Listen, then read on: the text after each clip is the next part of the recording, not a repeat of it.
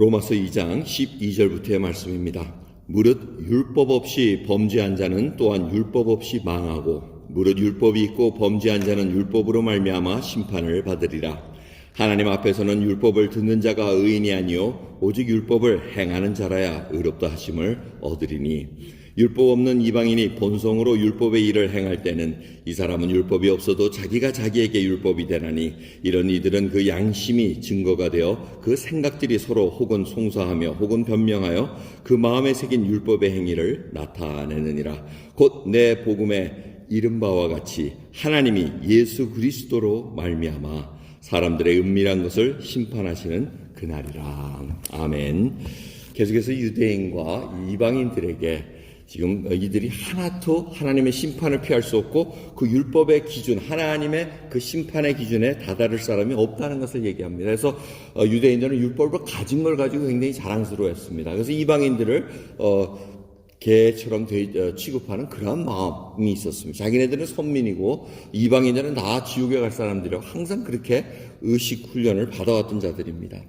그런데 이제 사도 바울이 엄청난 얘기를 합니다. 율법을 갖고 있다고 해서 좋은 것이 아니고 하나님의 의로운 자는 누구라 합니까? 율법을 행하는 자라야 이렇게 얘기합니다. 그러면 율법 못 가진 자들은 어떻게 하느냐? 예수 그리스도 오기 전에 율법 못 가진 자들은 그들이 양심이 증거가 된다는 겁니다. 그 양심에 따라서 행동을 한다는 겁니다. 예를 들어서 그들이 살인하지 마라라는 율법이 없었음에도 불구하고 살인하는 것이 안 좋다, 나쁘다라는 것을 양심으로 알게 된다는 거예요. 근데 주위에 그런 자들이 살인을 해도 전혀 죄의식 없이 사는 자들이 많으면은 이 사람이 굉장히 이제 자기 양심으로 그것이 율법이 돼서 지키는데 힘이 든다는 얘기입니다. 하지만 이 결론적인 오늘 본문의 말씀은 누구든지 율법을 가진 자나 양심을 가진 자나 다 하나님 앞에 심판을 받을 은밀한 것을 심판하시는 그날이라고 16절에 얘기를 합니다. 다 심판받게 돼 있다. 이제 그 얘기를 합니다. 오늘 말씀 보면은 이 양심이라는 건 참 어떻게 훈련되어지느냐, 어떻게 환경에서 어떻게 자라나냐에 따라서 많이 바뀌는 거 여러분 아실 겁니다. 아프리카에서 한때 그 차일드 솔저 해가지고 아주 그 나쁜 그 지도자가 어린아이들을 탈취해가지고 아이들을 훈련시켜가지고 죽이는 용사로 만든 그 사건들이 한 15년 전에 많이 아프리카에 있었습니다. 근데 죽일 때는 뭐라 그러냐면 이 아이들을 훈련시킬 때 어른들을 갖다 놓고 총 10살도 안 된 아이들한테 총을 주고 7살, 6살 된 아이들한테 이 사람들이 너네 부모 죽였다. 그러니까 너는 죽여야 된다. 마땅히 죽여야 된다 하면서 죽이기 시작합니다.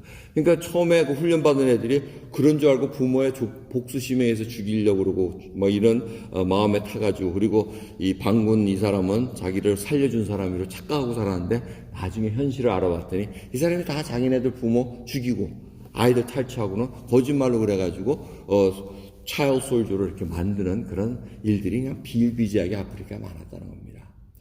근데 그런 아이들이 아무 의식 없이 그냥 죽이기 시작합니다. 양심의 가책 없이. 결국은 훈련을 어떻게 받느냐에 달려있다는 것을 우리가 보게 됩니다. 하나님께서 어린아이들에게 이스라엘 백성들이 자라날 때부터 미간에 자꾸 문설주에다가 하나님의 율법을 자꾸 가르치라는 얘기는 양심이 포밍되면서 하나님의 말씀으로 딱 세우기를 원했다는 것을 우리는 그 뜻을 알아야 됩니다. 우리가 자녀들을 세울 때, 여러분들이 자녀들을 키울 때 하나님의 말씀으로 어릴 때 이 아이가 자라나면서 모든 것을 흡수하는 스폰지와 같은 그런 상황에서 딱 태어나가지고 자라나면서 하나님의 말씀과 정말 사랑과 이런 걸로 안 해주고 억압과 뭐 이런 걸로 시작하면은 양심이 하나님의 말씀이 포밍 되기 전에 양심이 벌써 굳어질 수가 있다는 얘기입니다. 그래서 이 아이들을 정말 잘 키우는 것이 부모의 그 하나에 맡겨진 책무입니다. 하나님의 말씀대로 키워드는 것이 신앙을 가진 자로서의 그 하나의 의무라는 것을 잊지 말아야 됩니다. 근데 요즘은 어떻게 세상이 돼가지고 이 아이들도 인권이니까 자유가 있으니까 이 아이들이 가서 고르게 해주십시오. 자유로 결정하게 하십시오. 뭐 이런 이 팽배가 있는 것을 우리가 보게 됩니다.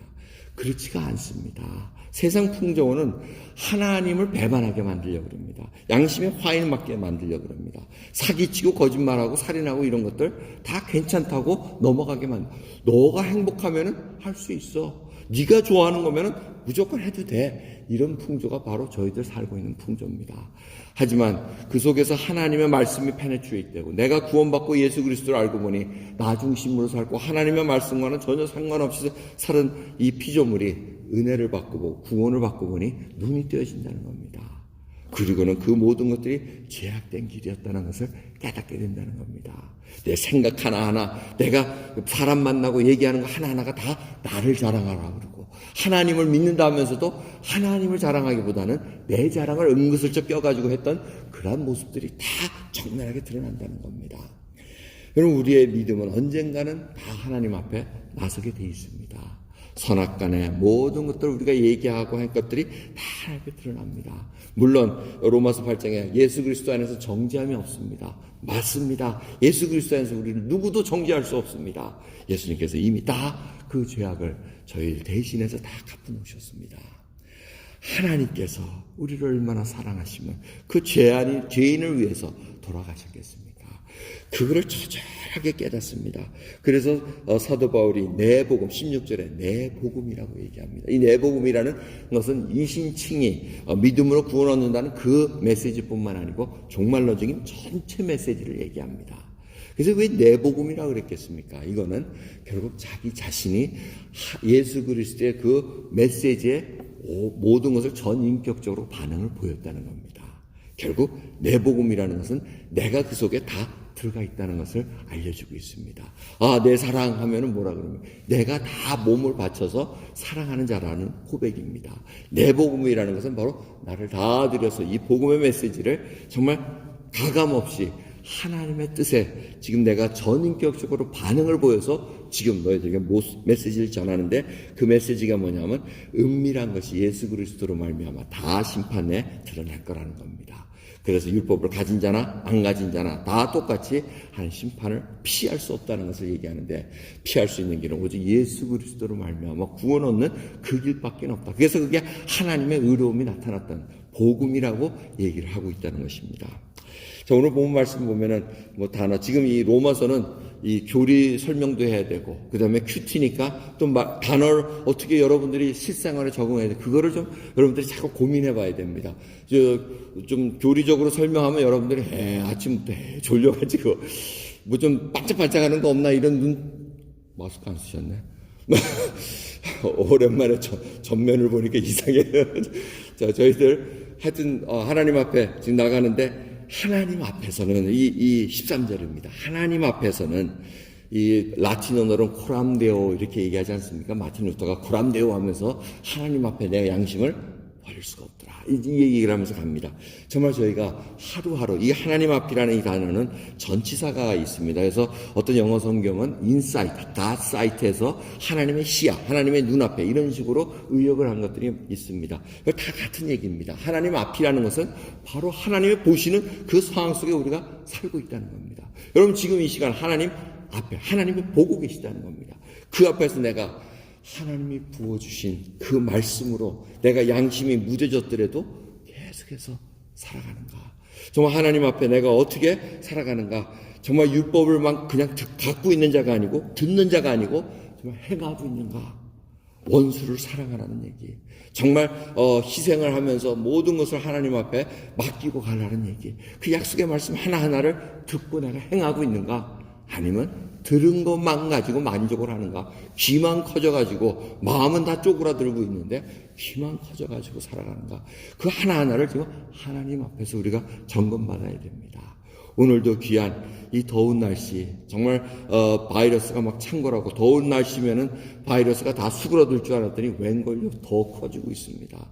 더 조심해야 되는 그런 상황 속에 내가 하나님 앞에서 어떻게 말씀을 갖고 준행하고 있는가?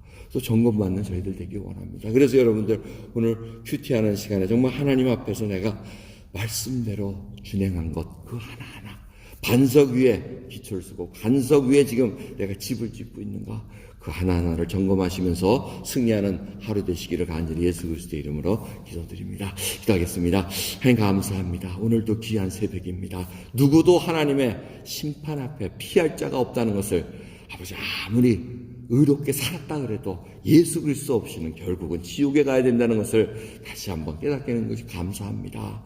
아버지, 사도 바울이 내 복음이라고 했던 것처럼 우리도 예수 그리스도의 그 복음의 전체적인 메시지를 아버지 나의 모든 것을 전 인격적을 들여서 반응 보기를 소원합니다. 주님이 가라는 곳에 가기를 원합니다. 전하라는 그 메시지를 전하기를 소원합니다. 하루하루 주님만을 의지하고 가는 그 발걸음 속에 주님이 함께 하신다는 것을 경험하게 하옵시고 찬양이 끊이지 않게 해주시옵소서. 아버지, 때로는 육신의 정욕 때문에, 때로는 나의 그 자존심 때문에 주님을 저쪽에 던져놓고 살아갈 때도 있습니다. 하지만 아버지, 오늘 이 말씀을 통해서 다시 하나님 앞에서 아버지 온전한 신앙으로 믿음으로 살아갈 수 있도록 은혜 베풀어 주옵소서. 감사드리며 우리 예수 그리스도의 이름으로 기도드리옵나이다. 아멘.